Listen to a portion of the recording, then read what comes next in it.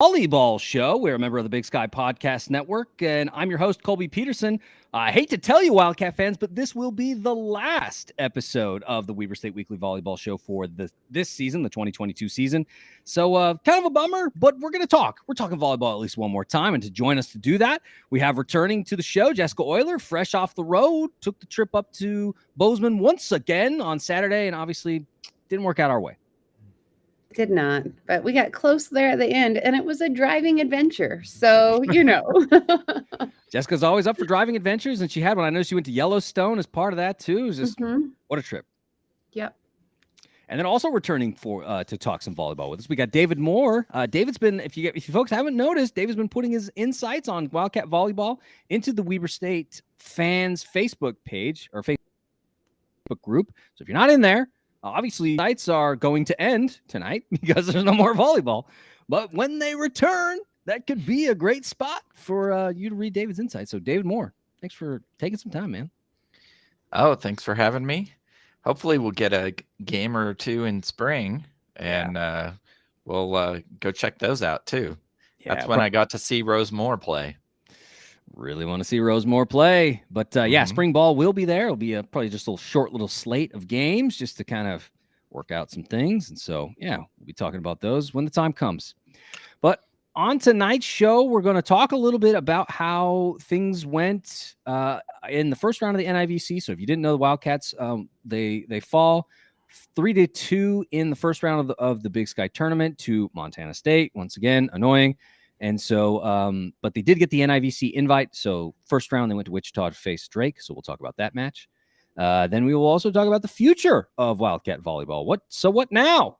What do we do? You can probably guess that things didn't go the way we'd hoped against Drake. So we'll be looking at the roster, talking about some of the additions. Signing day has passed. So we know who's coming in, kind of the folks that we have. And there may be some additions, but right now, roster looks pretty set. So we'll talk about the future. And then, and then I'll wrap it up. But before we get into all that, I want to encourage everybody to subscribe to the show, Apple Podcasts, Spotify, Stitcher. Tell your friends and Wildcat family members, hey, there's this podcast called Weber State Weekly, and they talk about Wildcat sports every single week. So tell them about us. Also tell them to follow us on social media, Facebook, Instagram, Twitter, all good places. So if you're on any of those, and it's like, I don't like Facebook, but I'm an Instagram person. Guess what? Weber State Weekly's on Instagram, where you're like, no. Twitter is the place for sports. Good news. Weber State Weekly's on Twitter. So tell your friends, let them know Weber State Weekly exists out there. Follow us on social media, the folks who are spreading the good word. And so, all good places. And then patreon.com. You can go to patreon.com/Weber State Weekly, become a patron, support Weber State Weekly, help us grow. We want to do the thing. So thank you to our patrons who have allowed us to grow. We hope to have more of you. And we hope to continue to grow and, just continue to put out content for Weber State fans wherever they may be. So, all right. Now, let's talk about the first round of the NIVC. Like I said at the top, Wildcats had a rough go against Montana State one more time in the first round of the Big Sky Conference playoffs. It was just another tough loss in 5. Bummer. Obviously, we didn't do a show that week. It was a little bit busy. Didn't make it happen. So, but a lot better than what happened during the regular season. Yeah. To take them to 5. Yeah. Much more competitive, right? But just once again, coming up just a little bit short. And I can't decide which is better, right? Do you want to come up short or do you want to get blown out? I don't know. I think you want to come up just short. Oh, man. It just feels so much more painful in some ways. Because I was right there. And it just wasn't. But there are some races in Italy where it's not so bad to come in last place, but whoever comes in second gets hated on by their community. It's like second place is the first loser. Brutal. Well, so like we said, the Wildcats took the trip. They got the NIVC invite just like they have in previous years. If you remember that last season, Wildcats playing the NIVC all the way up to the quarters, I believe it was, against UTEP. So quite a run there. So not a tournament that Wildcat fans are unfamiliar with. And so in the first round, they get the runner-up in the Summit League, which if you're a Missouri Valley Football Conference fan, a lot of the NVFC teams play in the Summit League. And so Drake was one of those, and they were the runner-up. So, The Wildcats get them in the first round. David had a really good point. David, talk about the RPI in this one, because it was quite a gap, but the match was much closer than I think the RPI led on. Yeah, if you look at the RPI rates all of the volleyball teams based on head-to-head meetings, and out of the NIVC entrance, it's people that didn't make it into the NCAA. So if by some freak chance the very top 64 teams made it into the NCAA, and then everybody took the NIVC invites that they got, you'd think that it would be like the top 96 teams or teams 65 to 96 that would be in that NIVC. Yeah, it's just like, these are the next best ones. Put them in this tournament. Right. But that's not really the case. That's how it works. Some of the lower ranked teams are going to win their tournaments and make it into the NCAA. Like Northern Colorado was only ranked 89th and but because the Big Sky was relatively weak this year, they got in. Yeah. So that knocked some teams out. Well, but the conference champion gets the auto bid into the NCAA tournament. That's the way it works in a lot of sports. Which is completely fair, if you can win that tournament. But of the teams in the NIVC, Drake had an RPI of 62, so nominally one that could have made it into the NCAA, and they're the second highest rated team in the NIVC, whereas Weber was pretty near the bottom at 145. So this is a much more challenging NIVC than before, because we're lower ranked. We're facing the second best team in the tournament, and you look at that on paper and say, oh, all of these other teams turned down the opportunity to get blown out by Drake, and yet Weber took it. Are they just going there to suffer? And so squinting a little, watching the screen as the game starts, and man, Weber just rolled in that first game. They rolled even better later, but it's like, oh no, RPI says something, but it doesn't say everything about our team, because they totally belonged on that court. They totally took it to Drake and got to match point a couple of times. So I thought they performed really well. Anyway, did you want to talk more of the details in it? Yeah, so let's talk a little bit about that first set. So Jessica Euler, the offense looked incredible that first set. They had 19 kills on 48 attempts. That's a .313 hit percentage, man. Looked great. And so but things slowed down a lot after that. The offense wasn't nearly as potent following. And so I wanted to get your opinion, and then we'll go to David. What did you think Drake did to knock the Wildcats off their game? Because they came out hot, like David said. That first set was just all things were firing. Like this was this team looked like, man, they are a buzzsaw right now. But things really slowed down, especially in those second and fourth sets. I mean, what did you see that was like, man, oh, they switched that up, or like, oh, why'd they move off of that? I was really impressed that first set. The first set they had the 7-0 run too. Isn't that right? I think they did. I'll double check myself in a second whenever I stop talking, but they just looked dang good in the first set. I think that Drake is, a little bit of a more advanced team. We can certainly see that with RPI.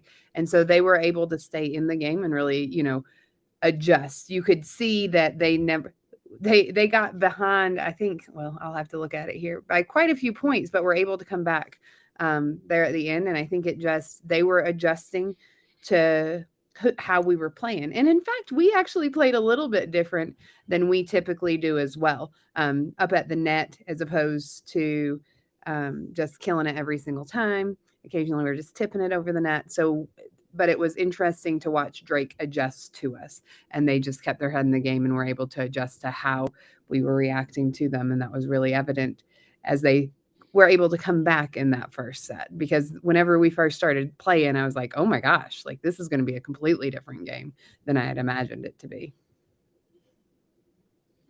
Yeah, it's a good point. Like you said, go ahead, David.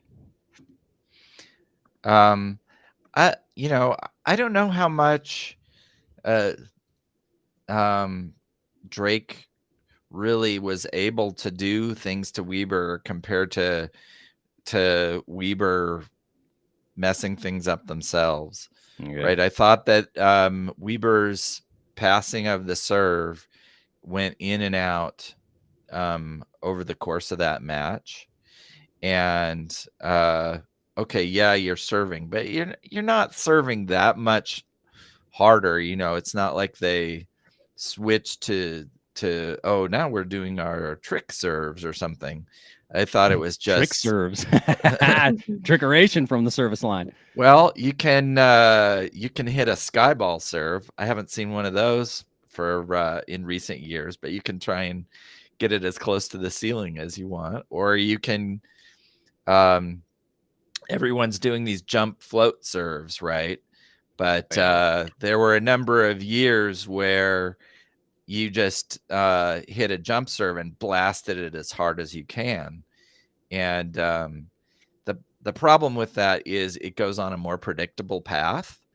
And so as long as you're moving your feet, you can pick that up potentially easier than a float serve that's a knuckleball that does not go where it was going a moment ago. I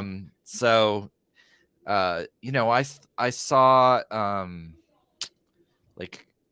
I think, I'm not sure if it was Northern Colorado or Portland State that was in one of their matches in the Big Sky, and they went to serving all of these really short drop serves that were barely over the net, and got back into a match that way. They changed their serving up, and I didn't see any of that from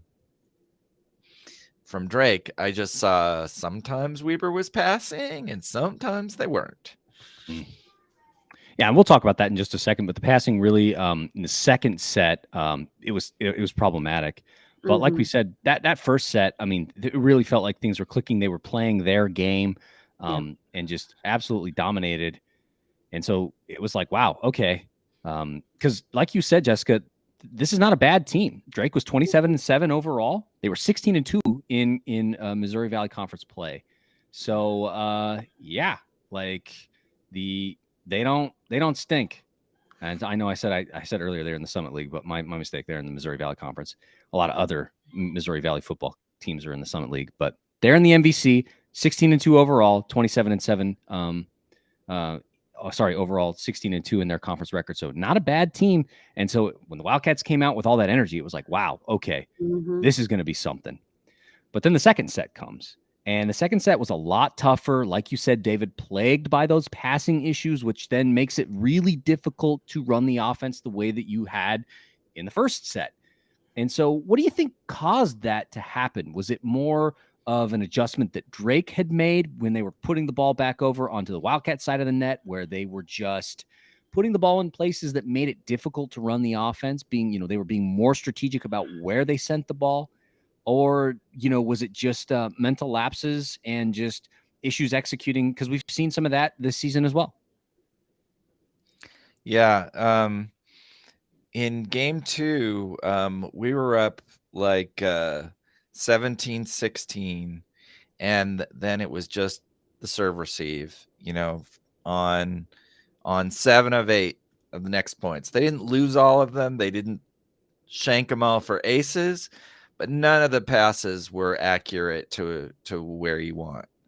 And then it was down 19-22, and the set was pretty much over, so just that one lapse of concentration, because that's what it seems like it is confidence or concentration or something, where the team as a whole will start passing. I mean, they can focus on one passer and try and and make that person struggle just by wearing them down. But I think it was a mix of players rather than just one person over and over having failures. And I think that's really, I mean, we've talked a little bit about that this season, but I think that's a sign of a young team. I think that was what we saw the difference in the first and second set when we saw Drake adjust a little bit in that first set to what we were doing and stay in the game. Whereas when we got to that 17-16 place and we weren't keeping up, like David was saying, I think a lot of it started to be, impacted just because we started to lose a little bit of control. And that's where you started to see a couple of errors and, the passing errors, and we had a service error in there too as well. Now, it's not our young players that necessarily pass, right? We've got Danny and the libero, who here was Charlie. Yeah. And then usually defensive specialist in there passing the serves. Yeah. But Charlie's still relatively. Yeah, and Charlie is relatively inexperienced. So it is, it is a lot on Charlie, and it is on Danny going up and down in her passing at times. Yeah, and so like we said, that kind of gave Drake some life. They were able to get back into the match after a pretty good drubbing in the first. It looks close. It's 25-21 in that first set, but it's like, man, you look at those numbers though, and it's really not. Like, they just did a great job, and then the numbers flip. Wildcats are competitive in the second set, but Drake gets there faster, 25-21. We're all knotted up. So then we go into the third, right? And when you're 1-1, and the third set means an awful lot, right? Because usually if you can get that third one, man, you got a really good chance, don't you? And the Wildcats respond again. I mean, they had a great third set. David, talk about some of the adjustments that you put in the chat, because you mentioned, that Sane came in. Leona Woodley also had an appearance in that third set. Although she was right at the tail end. I thought that the big change in the third set was, and it started some in the second set, is the Weber's block was awesome. They didn't have that much block in the first set. It was just their hitting was good.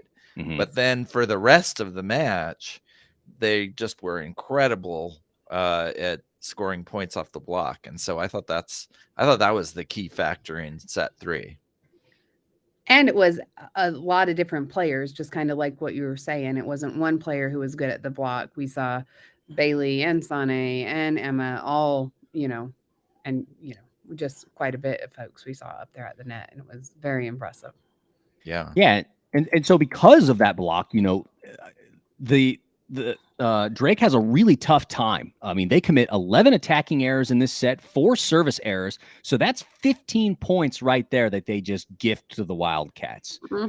And so right now in the stats, when you get blocked, it counts as an attack error, right? Right. So I think that was, you made an error. We stuffed you. Yeah, you didn't get it around the defense, and so, they had a tough time getting the ball back over the net. And, when they did, it wasn't working for them. And so what do you think? I mean, because we talked about the emergence of the block in that set and how it was so critical to the Wildcats winning that one. They go on to win 25-17. And so they're up 2-1. It's looking good. But what do you think was holding the Wildcats back from putting on a similar performance in the fourth set? Because the fourth set does not go as well. Even though they have a chance, they have that chance. They're right there on the door, knocking, they have their opportunity to close it all out, but they're just missing it. Why wasn't the fourth set as dominant as the third set was? Right. Well, what I saw was a pretty even set until it was at 12-10. And then the key thing that we had in that first set was good offense. And the offense started to be pretty bad. From 12-10, we got down 13-17. So that's a 6-point swing from up 2 to down 4. And then the offense cleaned up a bit. We got back even to 18-all. And then the weak offense came back, and we were down 18-21. So when you put Liana in, coach was saying that she's actually one of our best blockers. Yeah. But she's not very effective in the middle.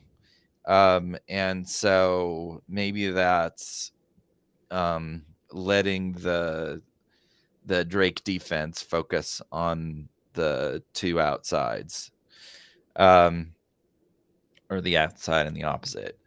And when we'd seen sets in the past as the middles have been shuffled a ton of times, once someone's been shuffled out, they practically have never gotten back in. And this was a time where, okay, they put Bailey back in. I don't know if I had seen that. And I thought that was what keyed Weber to go from 18-21 down to getting that 24-22 lead was okay, let's put our good offensive player back in the front row. And yet it wasn't enough.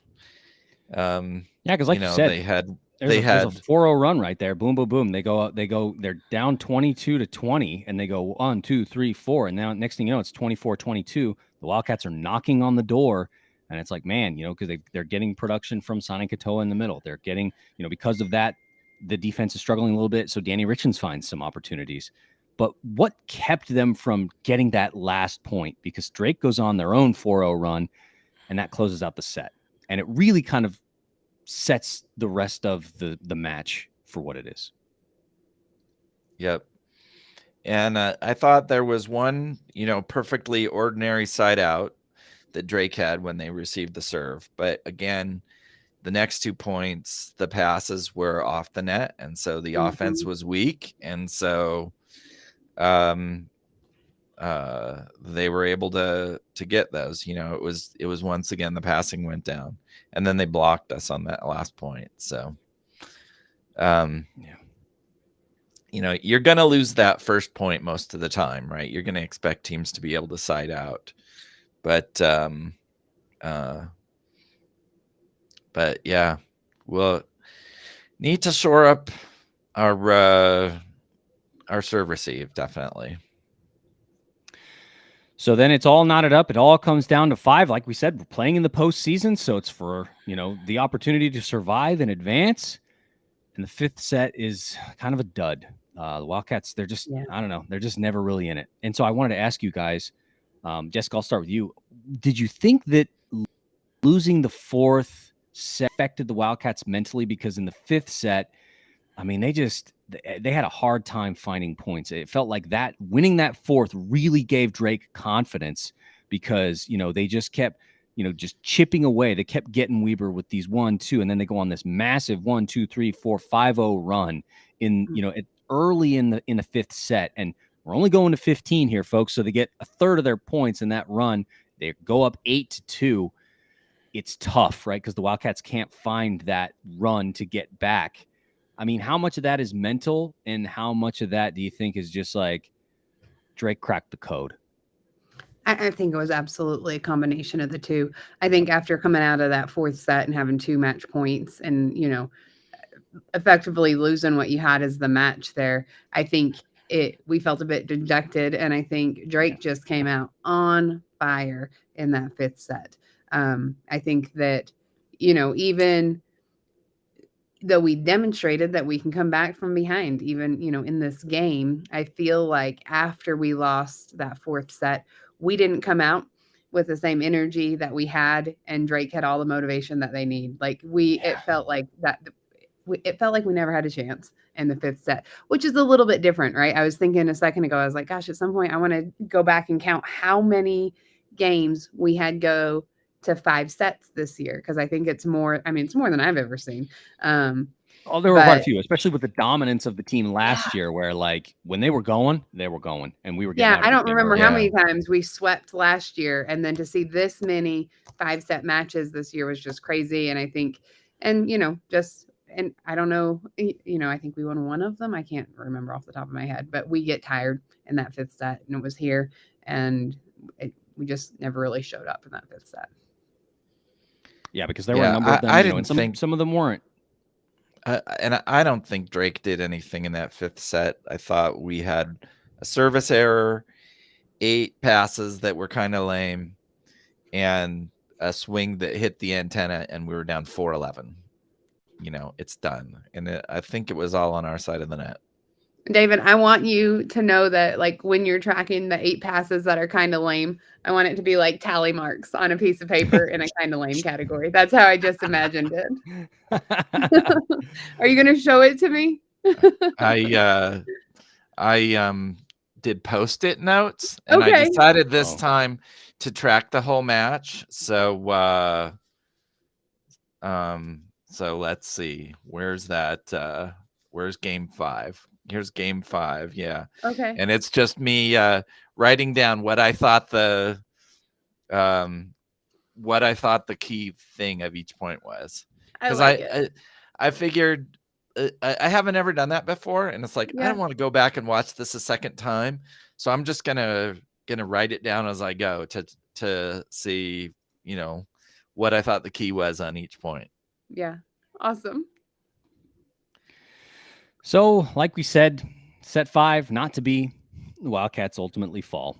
So I think that's so great to have this experience with a young team, 100%, right? Like right? A postseason matchup, young team, and we did dang well. I think that there's a lot of like motivation that can come in the conversations after this. So I'm really glad that we had the opportunity, even though we lost in the first round. Yeah, because if you had come to me to say, hey, the Wildcats are going to go to the first round of the NIVC this year with this roster being as young as it is, I'd have been like, okay, wow. Well, and they were not ranked that close to the top 96, right? They were 46 or 48 spots down from there. So it's like, why are you taking this team that's, where everyone else is passing this by? Why are you taking this team to go get swept? And it's like, no, we're not going to go get swept. We're going to go almost take those guys down. And that was such a better ending to the season than going out in the first round of the Big Sky. So it's like, I don't know what I'm talking about. The coaches obviously know what they're talking about. That was a great choice. So don't take my advice. What do I know? Yeah. That's why we play the game, right? That's why we play the game. So last question on this, folks. There were definitely moments where the youth of the Wildcat roster showed there was maybe a lack of grit, a lack of knowing just how to close opponents out, because they had a number of folks who were on the ropes, including conference champion Northern Colorado. There was an opportunity for the Wildcats to beat Northern Colorado at the bank in 5. Just weren't able to pull it out. And so closing teams out was a little bit of an issue this year. So how do you think the coaching staff goes about working with the team to get that winning mentality and, learning from what they've seen this year and the agony of defeat and what it takes to beat a good team? How do you think the coaching staff works with this group of players to come back next year stronger, to say like, yeah, no, when we're in those situations, we're going to win in those close matches? What do you think they do? Well, I always know what I'm talking about, so I'll give the advice. Oh, wait a minute. No, I don't know what I'm talking about. So I'm not, we just covered that. Give any, that it's like, I know that that's one of the key things that they're trying to teach. I know the coach is hard on the team during the season. Yeah. Did that pay off this year? Not in the tournament, maybe a bit in the NIVC, but I don't know. I clearly have no idea what. I think we look pretty gosh darn fantastic at the net, both with blocks and kills. And so I think in the off season, and I think it was last year, maybe it was this year, we talked to Danny about just how'd you get so good at serving? It was practice over and over and over and over again, right? So I think that we've had more service errors this year than we have in the past couple of Definitely. years. Yeah. And a lot fewer aces. Right. And so I True. think a lot of it's going to come. I mean, I imagine in my head, we're all serving on this side, receiving on the other side, because like David's mentioned a couple of times, we still have room to improve in our serve receive. Sometimes we're great and sometimes we are just not great. Right. And so I think that as long as we can keep doing what we're doing at the net, that those are the areas we can adjust a little bit. Yeah, I mean, because getting beat on the net is such a bummer. You know, it's like, oh man, you just can't stop somebody. You know, when like somebody just like, I don't know if you guys remember the match against Bakersfield last year in the first round of the NIVC. I think we played Bakersfield first, then we played Portland State. We got some revenge on them in the tournament that year. I can't remember what the girl's name was. She was actually a student of my brother-in-law's, who was a professor at Cal State Bakersfield. And he's like, yeah, I know her. I was like, you know her? He's like, yeah. I was like, well, she's dominating tonight. I can't remember what their outside hitter's name was, but she was just having a day. You know, she was just one of those people, like she can't be stopped. And so you're slowing down everybody else. And, you know, it's just a bummer sometimes to get beat on the net like that. And it just didn't feel like that happened a lot this year. That, like you said, Jessica, the players playing on the net did a great job of not giving people, not necessarily letting people have a field day. Of course, some players were great and they had some big games, but overall, it didn't feel like there was just that one player that just was unstoppable that couldn't be dealt with. Right. It felt like the problems were on the Wildcat side of the net in terms of running the offense, you know, some bad passing, that kind of stuff. That was really where it felt like the deficiency was. And I like being in that position, right? Because it's like, listen, if we can handle our business on our side of the net, we can really become a dynamo, because we know that we've got a good wall. You know, David, you coined it the Wall of Weber, the Weber State Wildcats this year. Wildcats, yeah. Weber State Wildcats this year. Obviously would love to see the Wildcats come back next season, plus the addition of, you know, or the return of a state with a good, you know, a good offense being run, because I think that if those two things can return, I mean, this team showed that, hey man, we are not that far away from competing with the likes of Northern Colorado and, you know, Portland State, who will be losing a lot of players because they had a lot of transfers in this year. And so a lot of the players that, of course, you could say, well, Colby, they beat us twice. Yes, they did beat us twice this year, but a lot of those players will be moving on. And so it's going to look a lot different in Portland next year.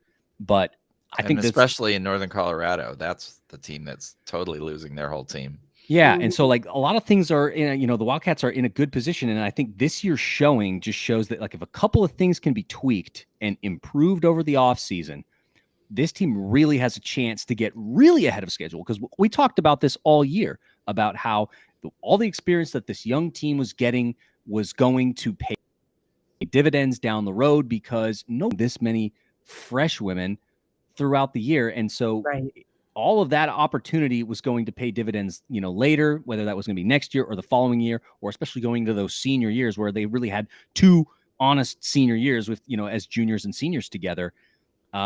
We might see that start to really pay dividends in their sophomore seasons, right? Where it's just like, wow. Plus, you know, the group of sophomores that kind of held down the fort, you know, folks like Charlie Bouquet, Bailey Bodley. And so it's just, it's nice to see, and Michaela Sorensen, you know, playing a little bit of outside, but also playing some libero.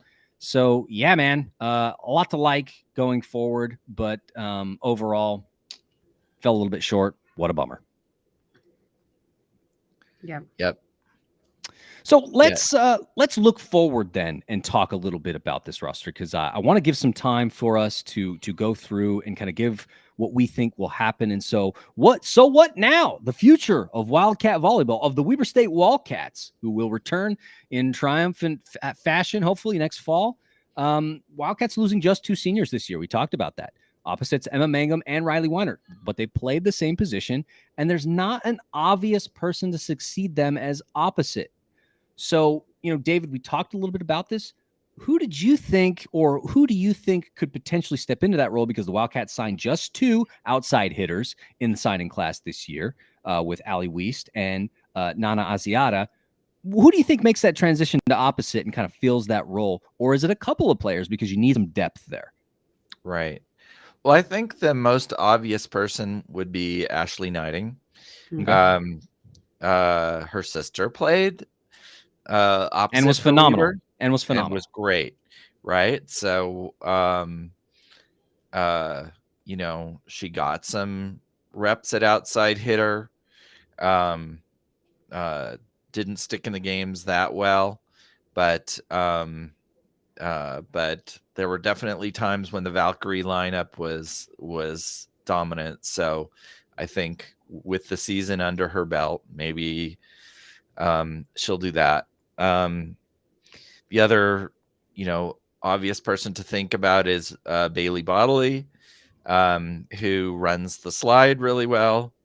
Gets stuffed running the slide sometimes, but you know she can hit. When that move is money, it is money. Yes. Yeah. Knocked a player out of the game for a full game, right? With that girl she put in concussion protocol. Man. That was impressive, but not that fun to watch. So I think, you know, those are some obvious possibles. Maybe you'd stick Brielle out there. I don't know. It depends who you're gonna leave in the middle. I feel like Sane and Kate had a really great connection in the middle, and so Sane is who I would definitely want to leave in the middle and not try out at that opposite position. Yeah. I mean, because she was so powerful. Because, like you said, when Kate gave her those short sets, just enough over the net, and like Sane was already there, like that ball wasn't coming back. No. Yeah, and that's the thing is that setter middle hitter combos have, you know, you're in 3-dimensional space. You have to have some natural feel of where that person is and where they're going to like the ball. And our best connection, I thought, was Sane and Kate. You know, Brielle and Bailey got a bunch of good hits, but I thought all of the ones that seemed like they had the tightest coordination were with Sane. So I think she's staying where she is. But a lot of options after that. Yeah. Jessica, I'll give you a chance. I mean, what do you think? Yeah, I agree. I'd keep Sane in the middle, probably put Bailey outside.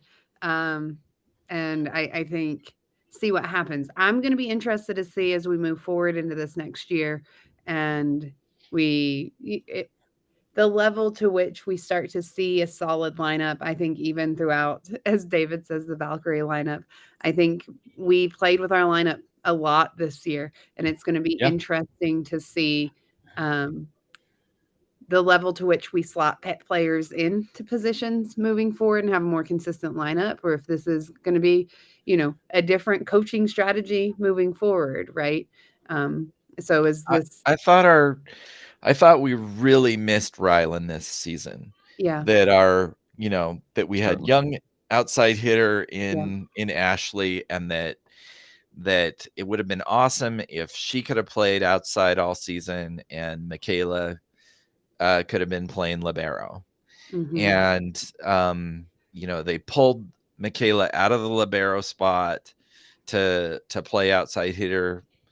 And then sometimes Michaela was struggling at outside hitter, sometimes Charlie was struggling at libero. And so that was why we were constantly shifting that position, right? I mean, how many times did the shirts change? Mm-hmm. Yeah, a lot of costume change.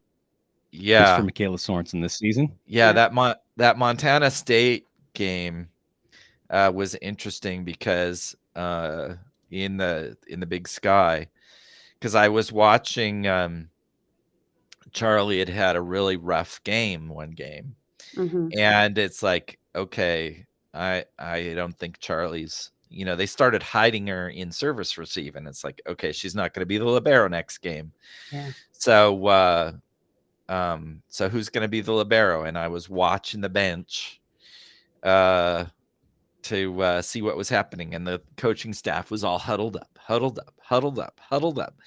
And my wife looked over and said, "Oh, look, Macy's got the libero shirt on." And it's like, oh, it's going to be Macy. And and they're just about to whistle him on the court, and off comes Michaela's shirt, and on goes the libero. Check it. Libero shirt right on the bench because no, it's gonna be Michaela. So a little bit of trickeration, keeping teams on their toes. Who's gonna play libero for the keeping Wichita Michaela Wildcats? on her toes? Yeah, certainly. So anyway, I think that next year, with having a couple more outside hitters, one of them is going to be solid, right? It might be one of our returning ones. It might be one of the incoming freshmen, but I think we're going to be able to leave Michaela at libero. We're going to leave our, Charlie and Macy at defensive specialist, and we're going to have a more solid lineup. I think that's absolutely what's happened. And I know oh wait, no, I don't know it. So 2 more questions here, folks, before we wrap it up. Like you said, David, the 2 outside hitters are coming in the National Signing Day just a couple of weeks ago now, I think it was. But Allie Wiest coming up from Arizona and Nana Asiata coming up from Salt Lake to play outside hitter for the Wildcats. Like you said, do you feel that probably means that Michaela Sorensen settles back into the libero position because there's not a need to have to jump back and forth because of depth? Got a couple more players to play outside, so you can rotate through those. Do you think that's the way it lands? Yes. I think so too. 100% yes. Yeah. Which is good because Michaela's such a talented libero. Yeah. Oh yeah. Yeah. I mean, our digging was awesome. Having Kate as a setter digging does Swiss great Army things knife this for our season. defense. Yeah.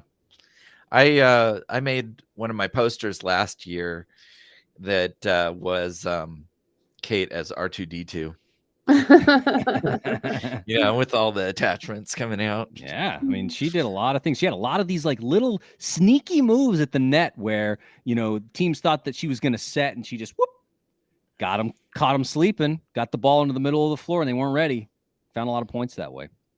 Right, which is a classic thing. But what really impresses me is, every once in a while the other team will just have an absolute pound shot and Kate will have it up, or it'll be one of these carom shots off of the block, and everyone else is kind of standing there, and Kate's picked the ball up because her brain works fast. So yeah, she's got some skills. But yeah, that brings us on to the setting topic. Yep. So that's my last question. I want to talk about Rose Moore, guys. I was so bummed that we didn't get to see Rose Moore. She had some injury issues this year, and I think they might have redshirted her. So highly recruited setter Rose Moore, which was kind of a bummer. But I'm hoping that we get to see her next year, that we see her back at Club Swenson. And what do you expect from her next season? Now that she'll have a full off season to heal, get more familiar, because the setting position is tough because you are the quarterback. Not only do you have to go out there and play, you got to run the offense and you got to know what's going on, and it takes time. And so Rose will have that time to continue to work. She worked with the team this year, but that's just more time for her to get accustomed. And so we'll have a little bit of duality in the setting position with Kate and with Rose. What do you expect from her? Do you think that she's going to come in and make an instant impact, or do you think it's going to be a little bit more gradual next season in spite of all the time? Well, I mean, one interesting thing is she's 6 foot, right? So she's a nice, it's nice to have a tall setter because that gives you good blocking, right? Yeah. But Kate had a ton of solo blocks this year, and it makes and Kate's such a good volleyball player. It makes me wonder if they're considering running a 6-2 offense where you have 2 setters. Okay. And you could actually, leave both of them on the court all of the time, because they both play well in the front row. And it's not the popular offense these days. You want one quarterback as opposed to I mean, know, unless you're Montana State and you're throwing out these dual quarterback sets where your guy can run and it's a freaking mess for the defense. Hey, right? Ouch. Right. Or Taysom Hill for the Saints, who comes in and runs a bunch. Also, shout out to my guy Shaheed. What a game for Shaheed on Monday night. Yeah. What a game for our guy Rashid Shaheed. But yeah, I agree with you, David, that maybe there's an opportunity to have that 2-setter system, and maybe that alleviates some of the pressure, because it's like, listen, it could go here, as long as it doesn't cause confusion, right? Knowing who's going to do what and what their role is in that system. But yeah, either way, love to see Rosemore back in a Wildcat uniform. Would love to see her on the court, because missing her this year I think was such a bummer, because she was so highly recruited. I got a little glimpse of her in the spring last year, David, and you had nice things to say about her play then, and so it's just like, man, I cannot wait, because I think that's the thing that's just holding this Wildcat team back. Just getting comfortable running that system the way that they want. The outside talent is there, the middle talent is there. We've talked about it all season. If we can just get the ball in the right spots, defenses are going to sweat. And it was when Kate was playing last season, right? They would do a double sub when Ashlyn was in the front row. They'd pull Ashlyn out of the front row for a hitter, and sub in Kate for whoever was playing back row, right? And I don't know, when you've got a 6 foot tall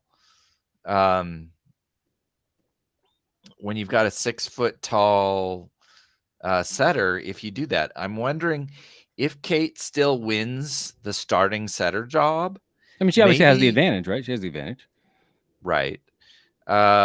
Maybe the times that you sub Rose in is not in the back row for taking out the opposite, but you sub her in for Kate in the front row. So now you have an even taller setter and blocker, late in games. So that's nice to have. It might be something. I don't know if they're, if you've got the 2 players, are you using them both? Or, I mean, maybe Kate could end up at libero or something. I don't know. Yeah, we'll see. But great. It's hard to keep Kate off the court, but her hands are not brilliant, and so it would. I haven't seen Rose play enough to know if she's got those natural soft hands. Like I said, I think Kate's their best player, but not so natural a setter. So it's a weird position. Yeah. Well, a lot to look forward to, Wildcat fans. So like we said, there will be some spring volleyball coming up, so keep your eyes peeled for that. And if you get a chance, go and check out some of those matches. I'm sure they'll be great. But this is it for our volleyball coverage for the fall 2022 season. Want to thank you, Jessica Euler. Want to thank you, David Moore, for taking time to hop on and talk volleyball with me week in and week out. Really appreciate both of you for doing so. And so I'll wrap up the show. Email us, WeberStateWeekly@gmail.com, Facebook, Instagram, Twitter, like I said at the top, and, of course, the blog, WeberStateWeekly.com. Of course, Coach Jay Hill left today, and so we'll probably be putting together a nice blog post to wish him well and talk about all our thoughts with Coach Jay Hill. But we'll wrap up the show like we usually do. Weber State. Great. Great. Go Wildcats.